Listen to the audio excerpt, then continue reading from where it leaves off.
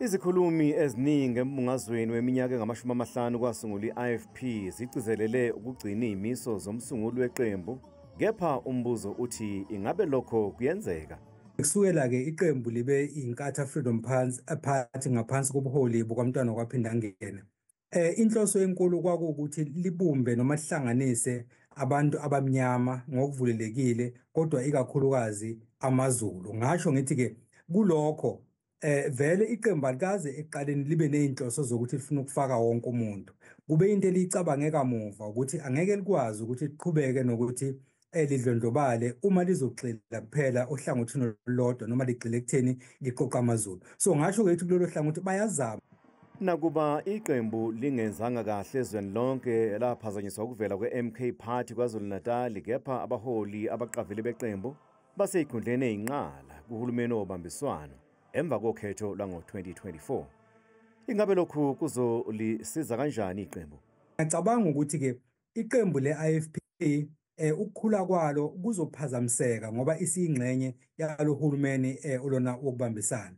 Ngoba ezinye zezinto ezimgomo ye-IFP kuzophoqa ukuthi ithi ukubuyela emuva ukuze ikwazi ukwenelisana nozakwabo. Angenze nje isibonelo sobala.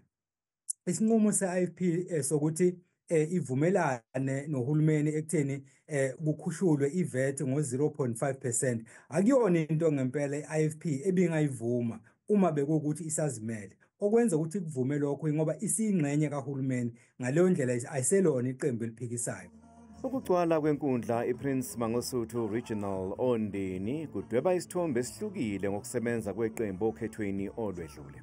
Abantu baya ey'nkundleni noma bagcwalisa iy'nkundla ngey'zathu ezahlukene.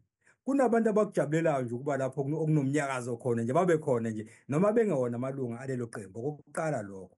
Okwesibili, abanye bajabulela nje izinto ezobe zenzeka, ngaba imculo ngaba yini, bese bakhona abanye abantu abangekho nakwelilodwa iqembu lezombusazwe kodwa abazoya laphana lona enkundleni olona Ondini.